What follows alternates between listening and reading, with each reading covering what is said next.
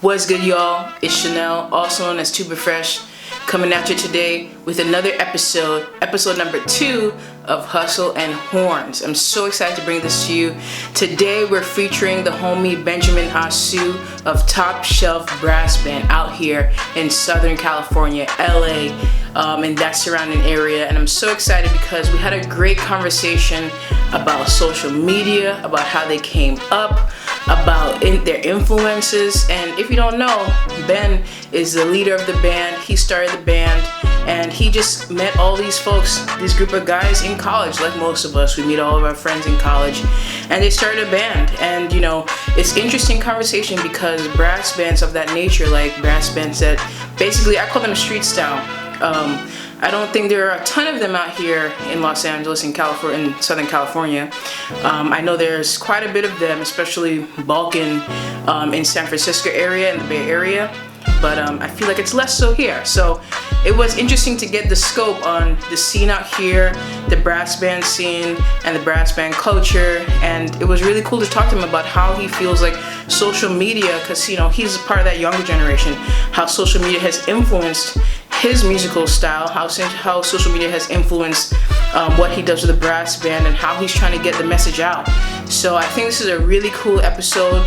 Check it out, featuring Benjamin Asu of Top Shelf Brass Band. Here we go. All right, y'all. So this is Ben Asu from Top Shelf Brass Band. I mean, when I was coming out to LA, people told me about Ben, and I knew about Top Shelf before I knew about Ben, because I was looking at YouTube videos, checking out different brass bands, like how people were playing different arrangements, and I came across a Beyonce video. It was like a medley almost, I believe it was. And I was like, this is dope, and they sound great. And I was like, I wonder how young these guys are, because they all look like they went to the same school together, something like that. So I was curious about them. And then when I was coming out here, telling people that I was coming out here, people were telling me, yo, you got to check out Top Shelf. You got to talk to Ben. He really knows what's up for the brass band out here. And, you know, brass band, I think, is not so common out here as it might be in New York. So people were trying to, you know, tell me what's good. So Ben was one of the first people told me about. So I'm really happy to have Ben here today on Hustle and Horns. Welcome, Ben. Yo, I'm excited to talk to you because, I mean, I feel like, you know, you're from California, you're from Southern California. yeah, You grew up here, you started playing here, and you have your whole kind of like crew out here, Top Shelf, you know what I mean? So I guess I wanted to start out like, how did you start? I mean, I read that you started out with euphonium, and maybe oh is that yeah, yeah? Okay, you started playing euphonium. So, and I know you did drum corps, which is a like, you know, maybe out west, a lot of people know what that is, but out east, a lot of people like don't really have the familiarity with it as much, especially if you're like from like a city out east, right? So like, you know, explain to people like what's your upbringing like? Like how did you come to play brass? And how was your high school and middle school years? when I was born 1992. I'm just kidding. No, what's it called? Yeah, I started playing brass instruments because my family, my brother and my cousin play. My brother plays tuba. He actually plays tuba in Top Shelf, Oh, and, dope.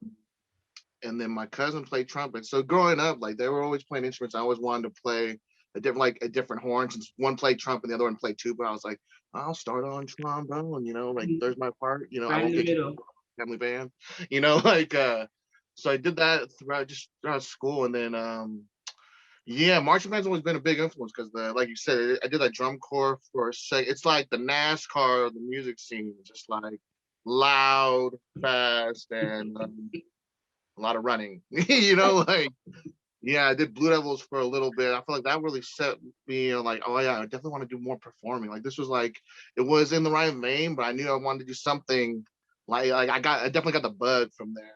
Yeah. And then what's it called? That kind of like set the mood for playing because I went back to because I was going to RCC at the time. It's the community college in Riverside, and I just got all the homies. I was like, "Hey man, we should make a band. Like this mess is super." I've only seen stuff on YouTube because, like you said, there's not really a scene, or Hmm. there's kind of a scene in LA, but yeah, it's definitely YouTube just gave me like the for like seeing Youngblood, and you guys had videos at the same time. Pitch Black had videos. Lucky Chop's already on there. There really weren't that many groups that had videos out in 2012, 2013. Yeah, yeah. There So weren't that many. Yeah. so you kind of started with your friends from college, right? And Yeah, yeah, yeah. and you were like, yo, let's do this brass band stuff and let's put some YouTube videos out there. I feel like you started, I feel like, because when I was like researching you and stuff, I felt like you started first with like YouTube, right? Like you kind of came out first with like Yeah.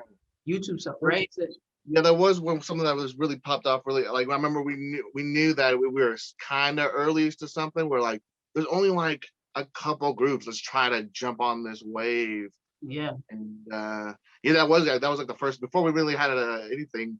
We had barely a Facebook page, and then we started posting videos on YouTube. Yeah, That's dope. I mean, it speaks for it because you say you were born in like the 90s, right? So I yeah, feel yeah, like it speaks to your generation it's interesting, to start out like really pushing like the music through YouTube. It's such a, I feel like it's such a like young person's kind of view, right?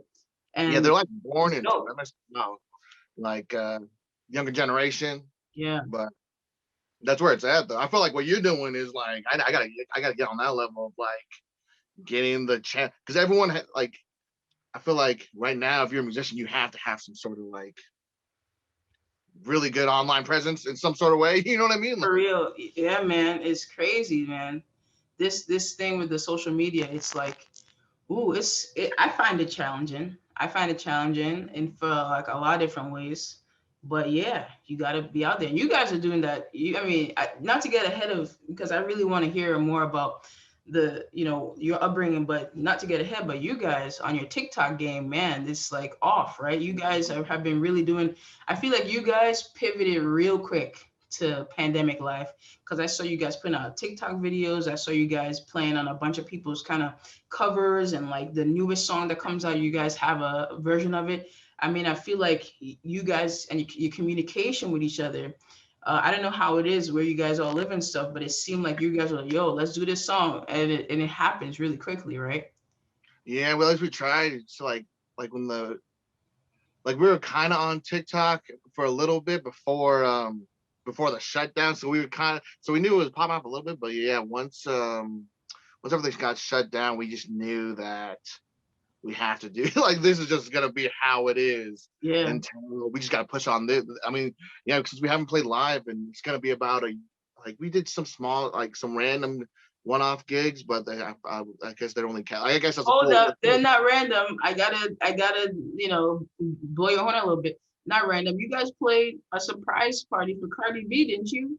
During the Oh pandemic, yeah, right? yeah, yeah. That was tight. That was with a group. There's a couple of us went to Vegas, but I feel like it's weird to say. I feel like in LA, it's weird to talk about random. I mean, those kind of gigs. It always feels weird because I feel like everyone does those stuff. Now it's like not that. I don't know. Yeah, that's a weird thing about musician stuff. It's just like people love talk. It's like I'm sure you get all the time. You do all this being musician. It's like tight to like talk about your job and stuff, and then people are like, I get it. Well, okay, you know what I mean? No, I Like, feel, I feel you. I feel you. I know a ton of people that just be like name dropping everywhere, but I feel like there's some things to celebrate too. And I yeah, feel like, what I like mean, especially like in the pandemic, it's fun to come out and play like that, right?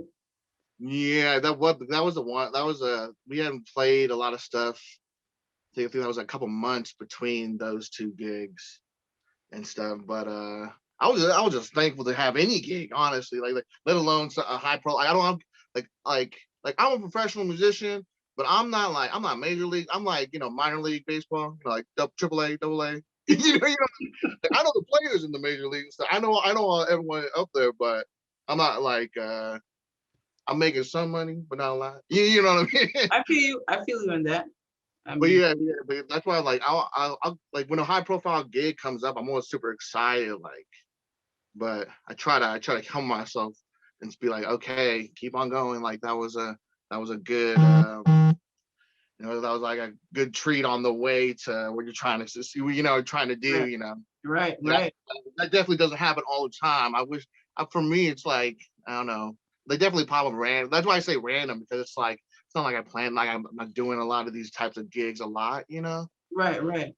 But that's how Definitely, that stuff works, right? It'll yeah, happen here, and then maybe, some months down the line it happens again, right? yeah. It's like that's kind of how that thing happens to us.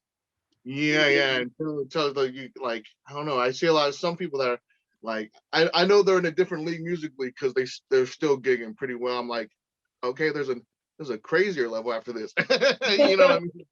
For But real, for real. yeah, But let's talk about how did you like the guys that are in the band right now? Have they always been in the band?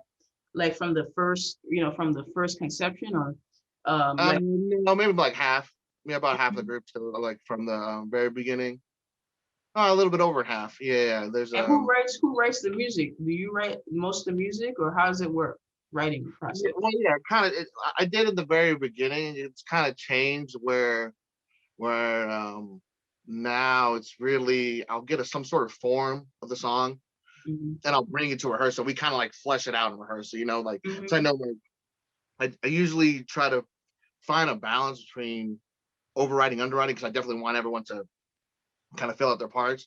That's something really big with the brass band. We've always liked the improv part, especially of New Orleans music. So anytime, even our backgrounds or something, we just liked, I guess, jamming over our own parts. I don't know. It's kind of weird. So the arrangements aren't like, it's not like I really arrange them. I always have like a skeleton of it.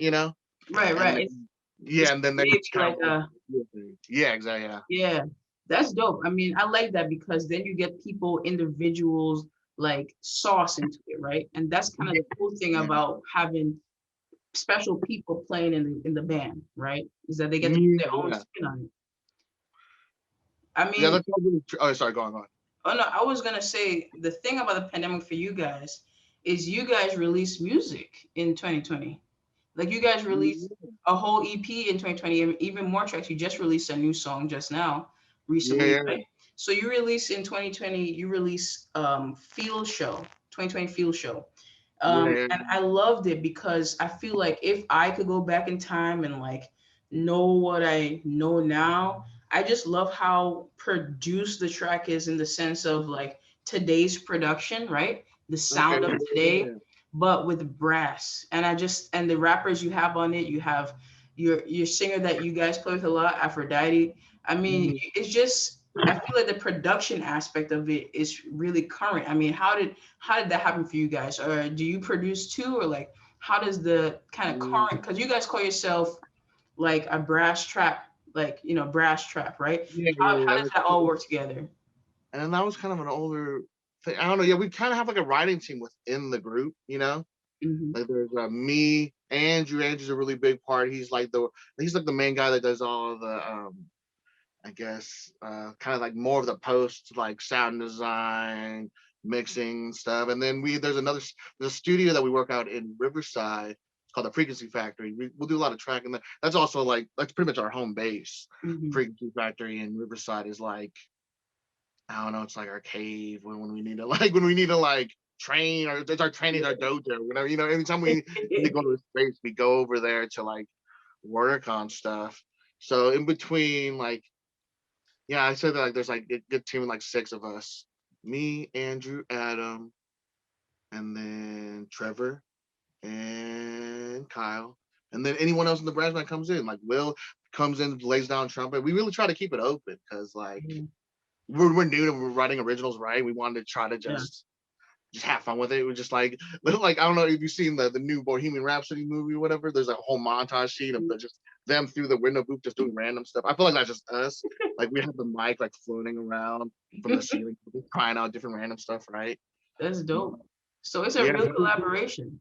yeah. I really try to like just really try to like be open with it because and the production, at least for that's funny that you said with the like I like how you mentioned the production stuff because like that was one thing we had in mind. We wanted to have the song, like we know like brass, but a lot of brass band songs, not all, have a certain like they usually go through like a more realistic live approach, just Hmm. in the overall production. And we wanted, at least for that project, we're just like, hey, let's try to make just random songs, and then have them, and then like whatever the sound is, like just because they're made by us, they're brass band songs in general. Yeah. Like they don't have all the instruments on us, but we really just wanted to produce the songs forever. Like we have rap, like the first ones are like a hip hop track, so we just made a beat in the hip hop track with Yeah. horns over it.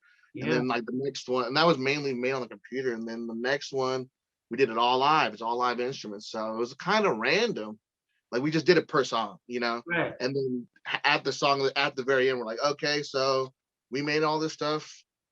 That's brass band. I don't know. It's really, For real. But it really sounds really cohesive. It sounds really cohesive, the whole EP. And it sounds beautiful. Like I love the tuba on the first track with the rappers. The tuba oh is yeah, just yeah, so yeah. funky and it's just carrying out the bass line and like that's all you need, like, because they're rapping over it, you know what I mean? And then the Yeah, last song, are you singing on this album? Are you singing or is someone else singing? yeah. I did the vocals on the third track on a Yes. little bit, It's and dope. yeah, that was the first time we all did vocals. Like Andrew, he's our trombone player. He's doing the chorus in the first track that I lost my keys, and then our drummer and myself are on the third track. That's And then we dope. obviously over Aphrodite in the second one. But that was interesting. That was the first time just like trying out vocals because I know we've been just an instrumental band for so long that we're like, oh, let's I don't fuck it, like just be a drum. Like I remember seeing the Soul Rebels, seeing some of them drum. I saw that live a couple times. The trombone player comes up and starts like spinning a couple Yeah. bars. And Paul Robertson Yeah. starts singing a bit. I'm like, that's what I want. That sounds tight. It's so dope. The Soul Rebels too, like their imagery and like their whole marketing is dope. I mean, Alex Perlin just has a great grip on that shit. Like their manager or whatever he is. But like, let's Uh, get into that. Like, I mean, who influenced you guys? Who influenced you? Like coming up, listening to a ton of music. Like, it doesn't have to be brass band, but like, I want to hear like some of your favorite brass bands. Like you mentioned Youngblood. Youngblood was a huge influence to me because they were like one of the first ones I heard rapping. yeah, Youngblood was super crazy. Soul Rebels. I feel like pretty much all the brass bands online. I see just like YouTube brass band scene for some reason. Always like I think just seeing the diversity of like different groups and different cities doing things. Mhm. I feel like that was a big thing because you'd see like these European brass bands doing like this dance kind of house Mhm. mix stuff. That And then shit is dope. Whoa, yeah, I love that European house stuff, man. It's woo. yeah, it's so crazy to see how like different areas really fuel up. I mean, it's the same instrumentation, but just like just by the area, just changes it up a little bit. But yeah, I feel like just seeing that on YouTube really made us. I mean, inspired us to like to keep on trying to push through our own thing because it's like, yeah, I think that was the biggest part of the brass band because, or just like we all left we just wanted to play just our own type of music, but we didn't know what that was at the time, right? So Yeah. seeing all these groups in like in Europe or in New Orleans or New York, or Oh wait, hold up. You're on mute for some reason. You're muted. Yeah. Yeah. Go back. What you say? yeah, no, just finding out, like seeing all those YouTube groups play the music that they like. We really wanted to do that for ourselves. So that was something that really pushed us to try not to. I don't know, yeah, just try to make our own thing. Your We own worked thing. time, like. Yeah. How do you feel like LA, like the West Coast vibe? Because it's heavy vibes out here. It's a little bit more relaxed. How do you Yeah. feel like the West Coast vibe, like, kind of influence you guys in your playing and your style? Yeah, that was probably the I don't know, like because we kind of grew up in Riverside, and it's like punk music's super huge in Riverside. It kind of like that whole Sublime, like ska Hmm. type of vibe in the 2000s. That's just all Riverside. Like Riverside OC just has that. Wow. I mean, like I thought that was like, hey, all these people look like they're all older, so they must be in this time. And then I found out, like, oh no, that vibe is popular from this area. And I Hmm. feel like all that kind of like alternative rock kind of mixed in with like us going through, I guess, the band scene, and that really made it, because I feel like that really pushed us to play, because we played with a lot of like rock groups and really like heavy like Yeah. ska groups that made us play loud. You know what I Yeah. mean? And that weird showmanship. So that mixed in with the music that we kind of like were more into, and the brass stuff really made this like hodgepodge of top shelf brass band. You know? Yeah. Yeah. I Yeah. mean, that's crazy. I mean, I love you guys' sound because I feel like it's buttery, it's soulful, and it's also in your face. Because when I hear the trumpet player, man, he's playing them licks really kind of like a lead trumpet player, and it's fire. Yeah. My favorite thing about you guys is just the soulfulness, because it hits me like your trombone playing. When I hear you play trombone, it hits me in a different kind of way, and I feel like it's so in sync with like current like pop music, like with hip hop. And I feel like to hear that in horns, like the other band that I think about when I think about you guys is Brass Tracks, like Yeah. Ivan, how he plays the trumpet like that with them kind of licks and turnarounds, and I that how it meshes with popular music so well. I feel like that's kind of like the sound that you guys are getting, but like it with a full brass band, not just the layer trumpets and stuff like that. You know what I mean? So Yeah. I think Yeah. it's Yeah. really dope in that way, in that sense. Yeah, no, it's crazy. That's tough. I mean, I'm thankful that that it's translating over and some of that. I definitely dictated Definitely a little is. more. Yeah, sorry, go on. No, I said it definitely is. Yeah, yeah. Because like I, I've definitely dictated more singers and rappers and MCs than jazz artists. Like I know, like my teachers always told me that, hey, make sure to like transcribe this solo or whatever. But Hmm. I always just learned like rhythms of people spend like just like learning bars instead of 2 5 1s. You know what I mean? Hmm. Like I really, yeah. And I still, even today, like I probably that's probably the biggest thing is like I don't know. Yeah, I really try to just mimic singers more often. Yeah, I constantly listen to singers to try to get that translation over. You Yeah, know? yeah. Have you heard of this trombone player called Jovan Johnson? Because he does the same kind of thing you're talking about. Because when I would meet up with him, be like, help me, figure out how to solo and stuff like that. He'd be like, all I do is listen to singers and just kind of like try and copy their inflections. And you sound like him when you're telling me that. Yeah, check him Heavily. out. Yeah, Jovan Johnson. I mean, he's just like that in the same kind of way, and it's beautiful. Like because trombone and cello is like one of those instruments where you feel like it's like the closest to the human voice because you guys have that slide, which unlike any other brass instrument, I mean, you have that slide, so you can really move in that kind of way with singers. Yeah. So that's dope. I mean, I guess the big question is like, where do you see like top shelf you guys, but also brass band like in general after the pandemic? You know what I mean? Like, how do you feel like? What are some gems that you feel like you got out of the past year and this year? And where do you think music and brass is like looking at in the future because of what happened? Do you think it's going to change much or? And that's a big question. I'm gonna try to get yeah, last year was definitely really big for musicians, or this year for the whole, like when we were talking about pivoting, I feel like now there's definitely a high level, what's it called? Not really high level. There's more musicians just making online content. So the level of that across the Hmm. board, I think that's gonna like combine with live. You know what I mean? Because right now there's no live music and everyone's just doing videos and stuff like that. But with the combination of both coming back, I feel like that's only going to strengthen all like everyone's, I guess, what's the right word? I guess music career wise, like because I feel like everyone's just been trying this separate thing. So once the live comes back, I feel like most musicians are going to be coming out stronger out of this. Yeah.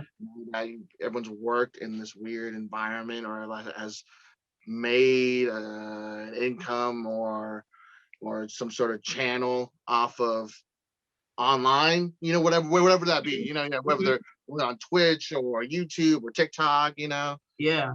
So do you think like, cause I'm friends with like a lot of older people too, yeah, and you know, guys like in their 40s, 50s, whatever. And I felt like there was this like not even just older people, younger people too.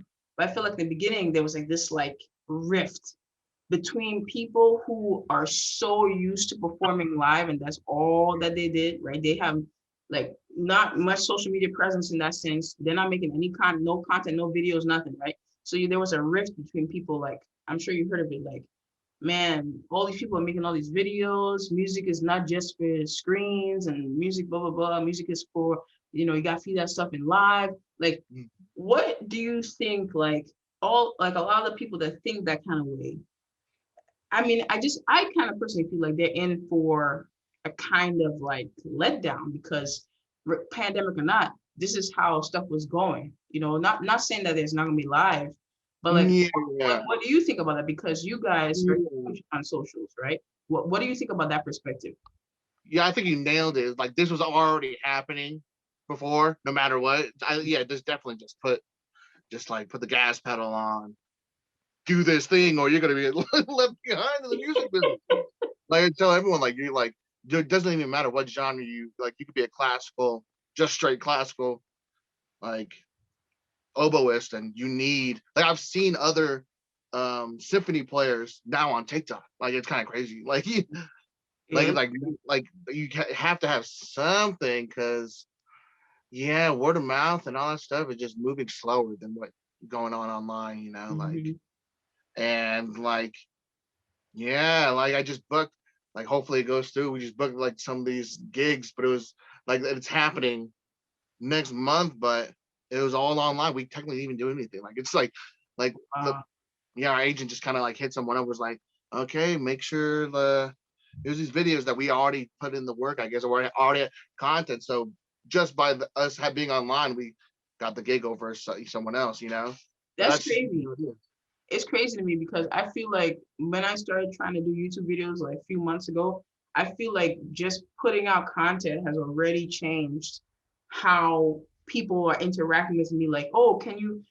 I see you doing videos. Can you maybe do like an Easter service, like a few like brass tracks? You know what I mean? Like, can you do this? Can you do that? And I feel like that has already changed like how people are like interacting with me in a different way. I mean, you guys mentioned that you've gotten already a bunch of gigs off of just videos. I mean, how do you think yeah. that's gonna like, you know, develop you guys's, you know, future? Like, are you still gonna be doing a lot of videos once stuff is gonna go live?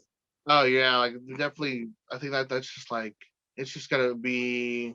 It's like a standard now. You had like every group is if they haven't already is jumping on whatever some sort of like video platform. Like right now, like we have a couple ideas. We're doing some clipcast thing. We're trying to do some music videos, and I feel like if you don't do any of that, like or don't have any of that, like it's like any of the gigs that you do now are just they don't get.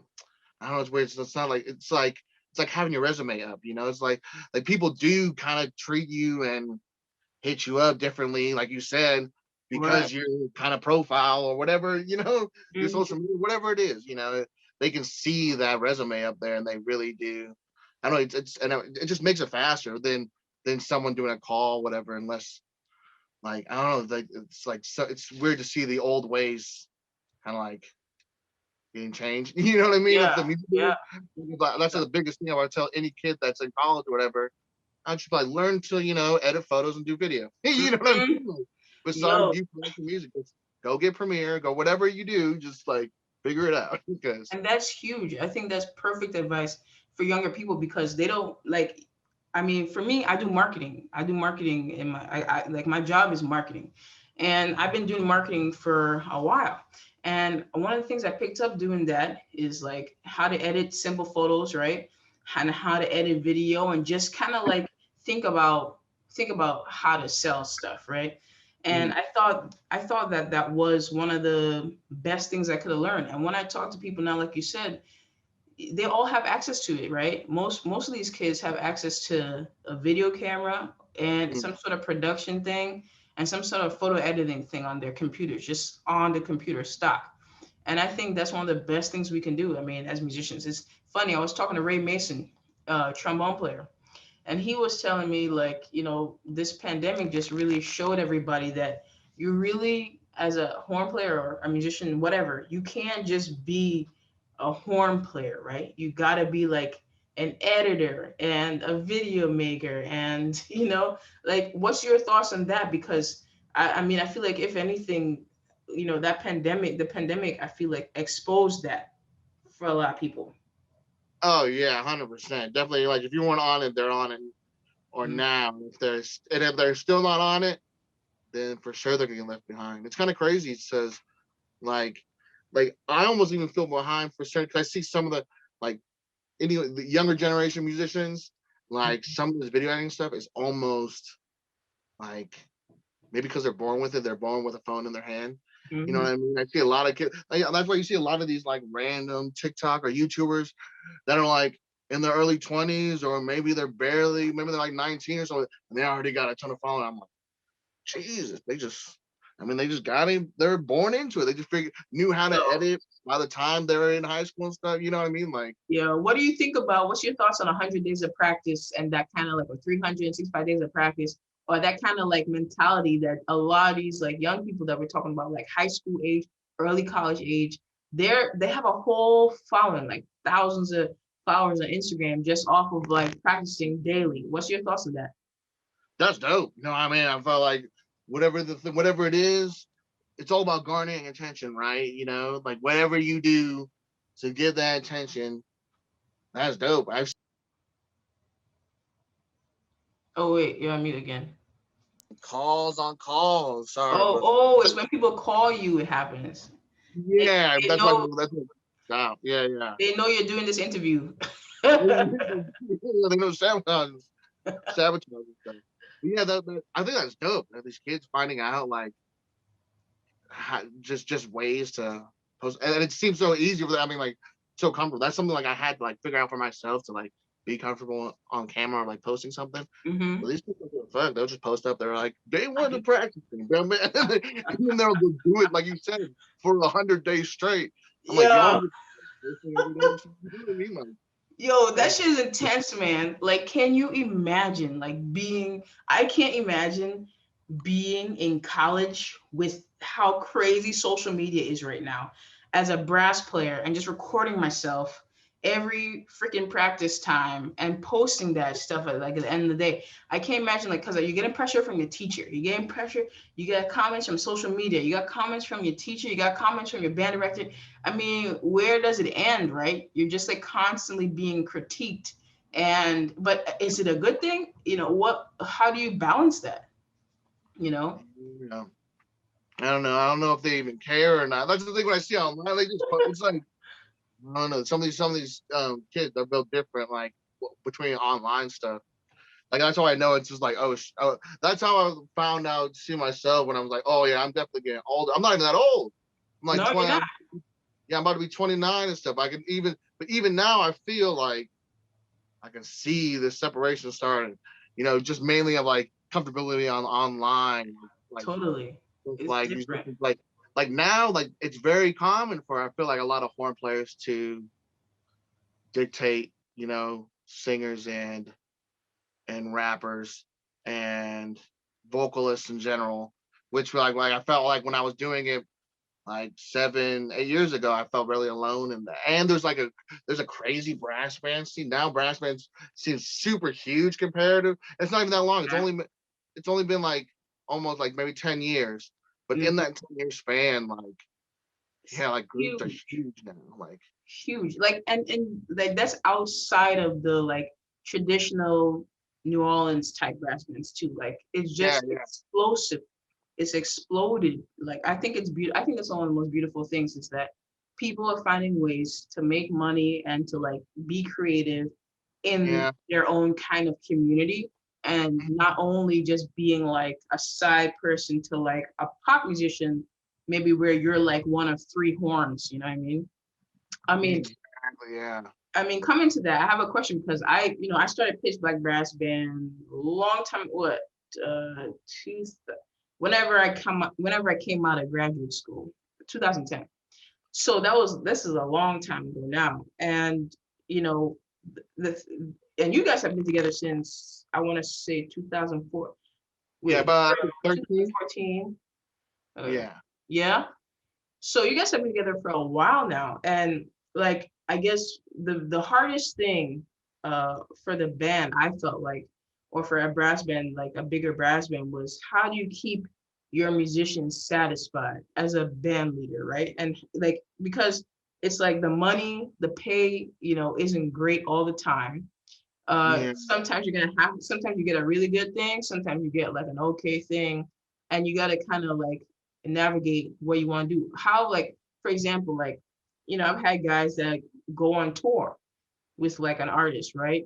So, and Mhm. for like a year or 6 months. And how do you navigate the fact that maybe, that might happen to some members, or to you yourself? Like, how you think you're going to deal with that?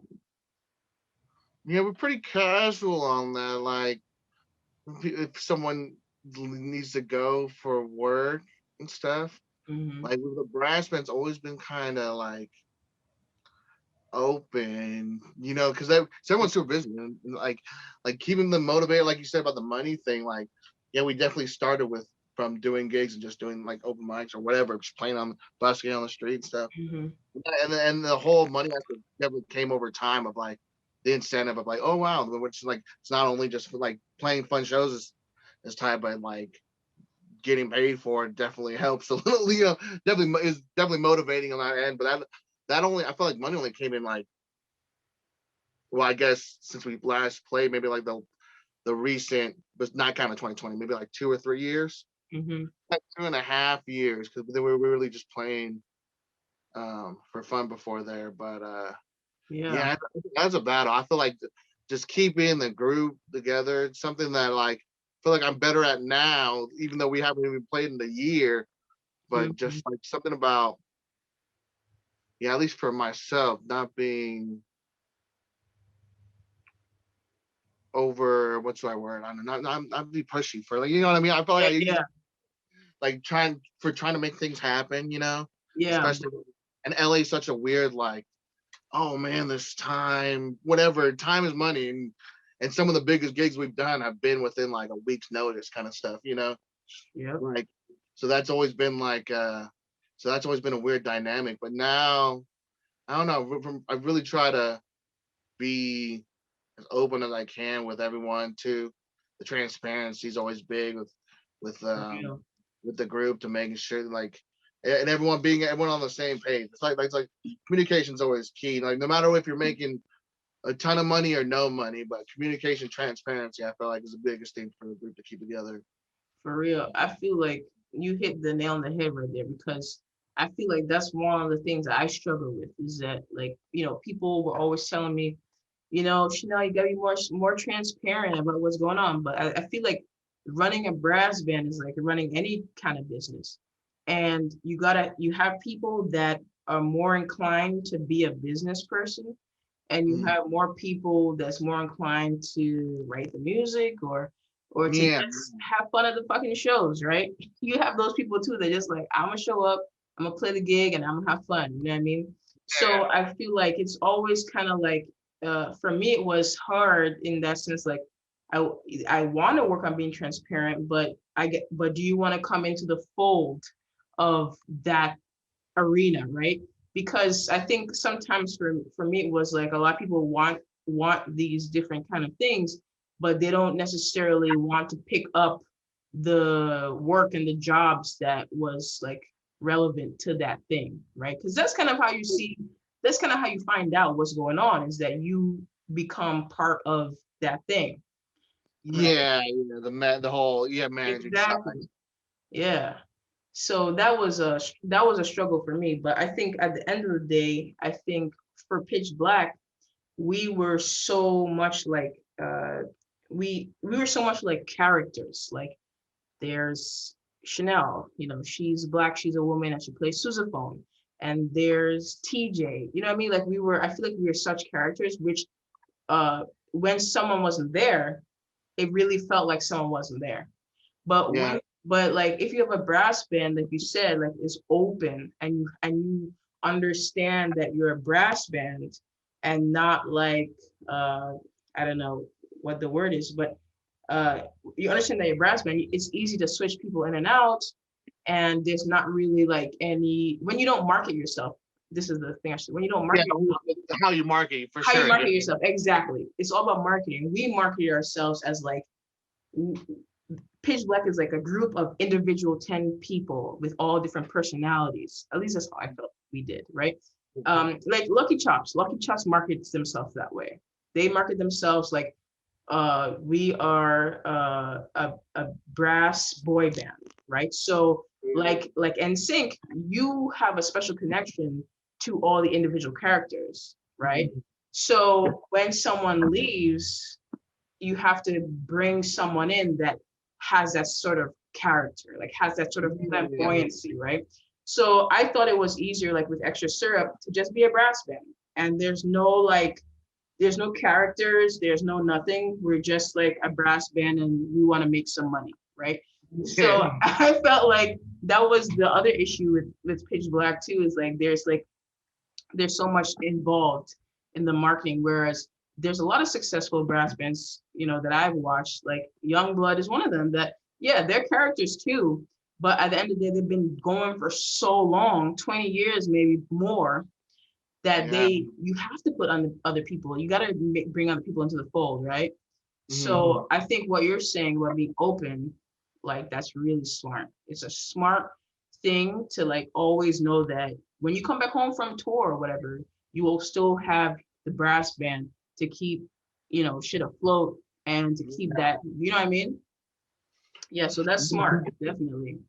And then it's not like I don't think I even did it on purpose. I feel like I had to learn that over time and figure that out. Like it's like I don't know. It's funny that you brought it with the Lucky Chopstick because it's something we talked about too about whole the set member thing. But it came down to like you said the marketing. It's almost like like if the project was as big, then maybe you would need that. But I don't know. I kind of like how like Wu-Tang Clan. It's like whoever's in is there. They're the Wu-Tang Clan. If it's like one person, it's like just RZA. Then it's just then Right. or like I'm trying. Yeah, I'm thinking like overall collectives. Yeah. That's the kind of thing we've been kind of floating around right now. Like because we know like things always get.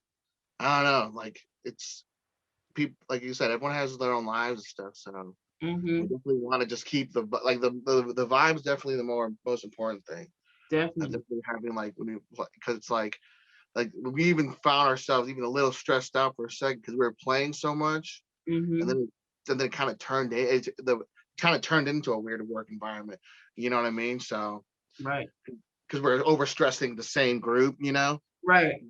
Right. And yeah, definitely that could be stress because at the end of the day, yeah, it's a job, but the reason we do this kind of work is because it's fun and because we able to be creative. And when you get into that kind of job mode, yeah, it could definitely be stressful. Like it's just work, work, work. Yeah. So anyhow, we're about to wrap up, but like what's like you mentioned some future stuff and you don't have to like, say anything that you're not ready to say yet, but like what kind of stuff are you guys wanting to do in the future? I mean, like some big ideas, like, maybe like rappers you guys want to play with, like whoever, like what are some thoughts that you guys have for the future that you excited about? Yeah, I guess we've been putting out for the music videos for the last EP. That's actually really excited for. Because we've never been fully in the music video kind of thing. So I think just like right now we're trying to work out like the logistics. Like we have location stuff and we really want to push with stuff, but Corona is really pushing the limits, of what we're able to do. For real. That's really fun. But we're really just trying to do a bunch of random stuff. Like Will, our trumpet player, is we're doing a food thing, brass versus food. but we What's but we that just about? we just do food challenges or just I don't know, just random things with food. Like we're talking about cooking or something. So that's something we did one before the pandemic, so we have only one that's at a restaurant. But that's when we came back. Now we have to we're starting to improvise now. So that should be fun. We got a weird clip casts that we're starting up. We have some online. We're trying to get that ball rolling. It's like it's basically just, and that one's called Brass to Mouth. Yeah, that wasn't my idea of the name, but I dug that it had brass in it. I like that. I like that. It's like the Action Bronson and a brass band. Like you just like trying to put your hands into different things. That's dope. I mean, that's like really can do random stuff just because like people, I don't know, they really, I feel like it's hard to get like I feel like people as like your fans with they don't really know you in a sense. Since we're not fully big enough to go on like full like the interview circuit, you know what I mean? Like I feel like a lot of people now learn about the artists through that, like they'll be on Hot Ones or they'll be on Jimmy Fallon show, whatever it is. And they're like, oh, yeah. And then it becomes really easy for someone to like naturally become a fan of them. But like now, like David Dobrik, like doing those vlogs, he just made his own reality show, and he's like one of the biggest dudes out there. Hey, Mr. Beast, like king of YouTube, like they pretty much just made their own. Like the way that people became fans of them, they're just like completely open, just doing vlogs. Yo, send me those two people that you just mentioned because I haven't heard them. And I'm huge on YouTube. I watch YouTube all the time. I'm constantly on YouTube. But send me those two people because I would love to check them out. I would say those fools are like, I don't know, like David Dobrik. Yeah, definitely that fool is like Gen Z Jimmy Fallon. You know? Damn, wow. And he built it up his own self on YouTube. Yeah, he's really like now he's kind of getting mainstream. Like he's doing some NBC and Netflix shows just from starting on YouTube. Yeah, it is kind of crazy. But he's that big. That's where we all started up all these like, and we're trying to venture into different forms of online. Like you said, the Action Bronson thing. Like why just only do music? I guess, right? Exactly. No, I'm 100%. It's like if you can find the route to do other stuff, why not, right? I mean, it's a beautiful thing. I mean, I'm interested in so many different things, and I hope to do that stuff in my life. I mean, life is short, you know what I mean? Like, why just focus, and why just say that you are one, like define yourself by one thing, It's like, it's too short for that, you know what I mean? Yeah. I gotta get you when we do another Zoom one, or if you come by Riverside or something. Yo, that'd be dope. Thing. Yeah, because it's funny though, you're asking me about different stuff, like asking me about the brass, but it's like, oh, but I really want to know the stuff about your journey, because I always feel like that. You know that I mean, like it's like doing the New York scene has always been tight, because LA seems weird with brass band and stuff, because it's like I feel like when I see the LA, at least the horn scene, horn doesn't matter whatever, or orchestral, whatever it is, it's very like hired mercenary. That's what it feels like sometimes. Right. Where like at least I don't know how it is in New York, but what I see in New York, there's more people. There's more of an artist vibe between instrumentalists, which I don't see as much.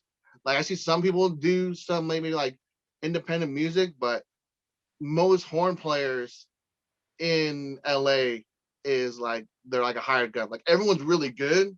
Yeah. But it's a hired gun. Like us being like the only reason I had my success in LA is because we did something different. That was the only, like having the brass band was only the weird funnel, but it always just seemed everyone in New York just had a lot more fun. You know what I mean? And like when you came over here, I was like, hell yeah, let's make more brass.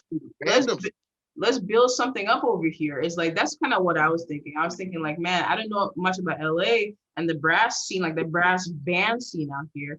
But I was thinking, man, how long would it take to really kind of build a kind of scene out here? 5 years? Like, who knows? Like, I don't know. I mean, you guys are definitely the front runners on that stuff. I mean, I know that also Todd Simon, he has a brass band as well, focused on like kind of like, Latin music and maybe like more traditional kind of stuff.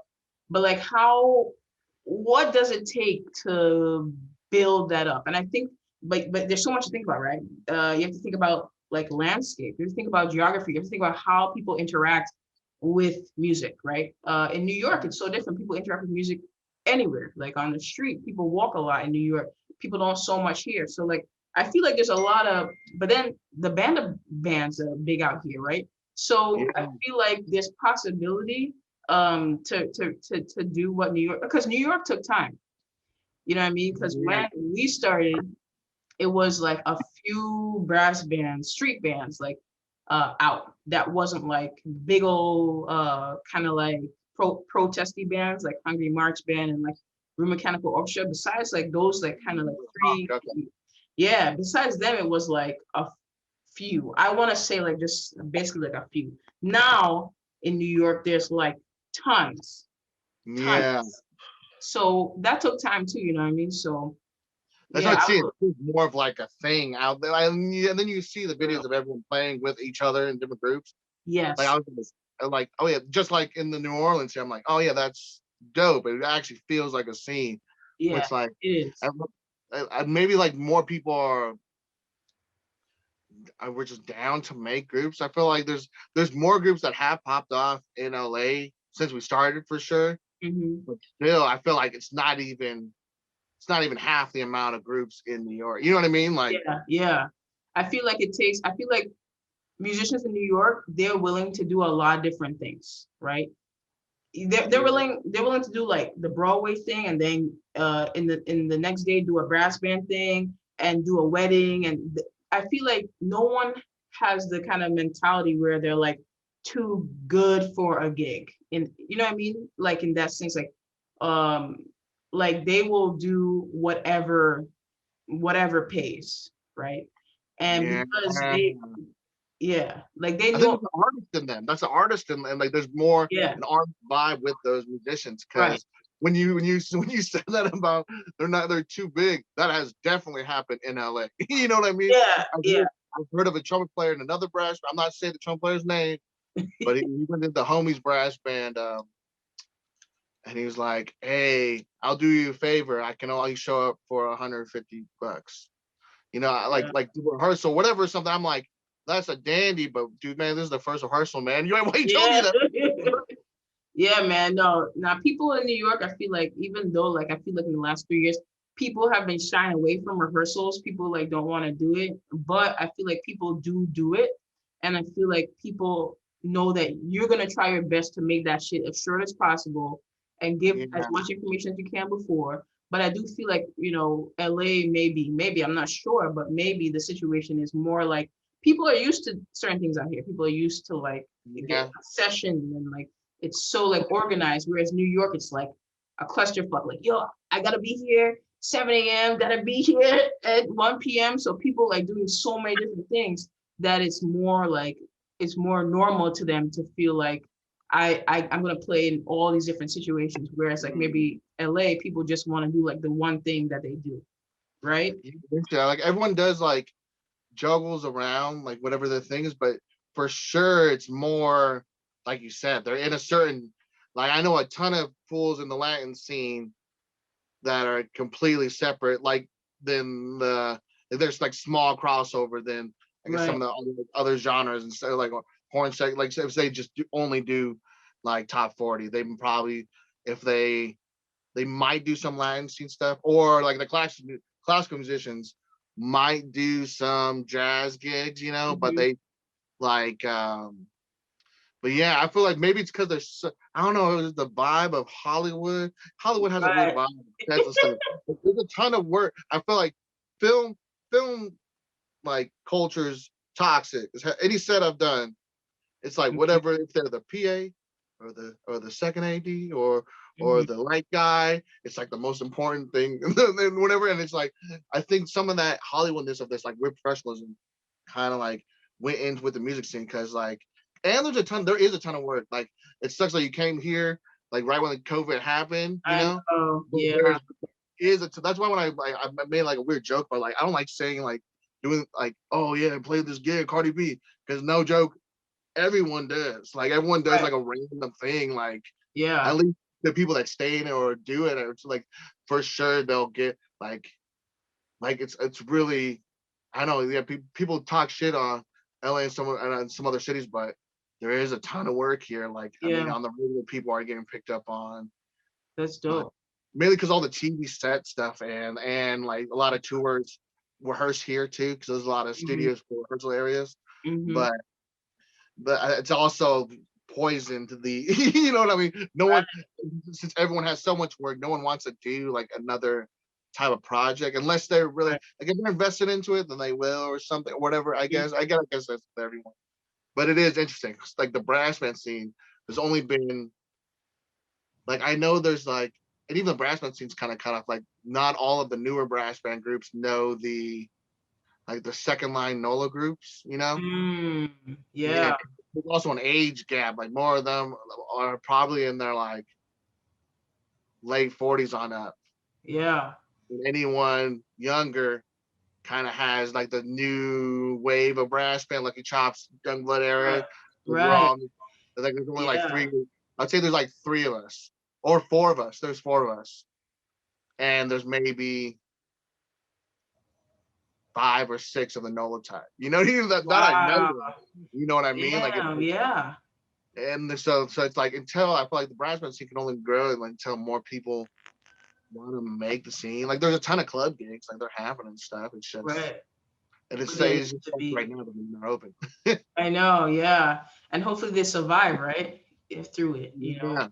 Yeah. But that's crazy. Yeah, we gotta have like a whole other conversation on brass band world in LA versus New York, because I feel like those two experiences could help each other somehow, because what you're saying about, you know, all the work that there is here because of the studios and because of the film industry, and versus like, you know, the New York kind of scene, I feel like those things, if they come together, it could probably really help each other figure out, you know, how to move and like what's best and how to like go forward and make it bigger. You know what I mean? There must be some sort of way, because I know there's a lot of brass players coming to school out here too, right? So, you know, there must be some ways to kind of maybe think about it in some way to move it, you know, forward. Because it's honestly, the more brass bands in New York, it only helps the business, because yes, exactly, because more people hear about brass band, more people are gonna want brass band at their wedding, more people are gonna want their brass band at party, whatever.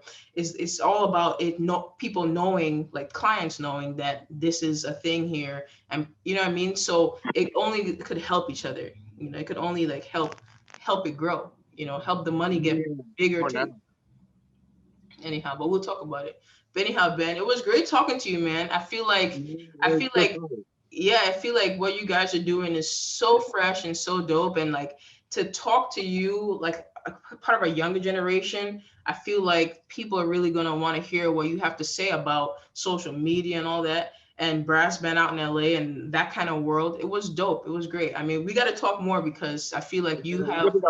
Yeah, for sure. Yeah, man, for sure.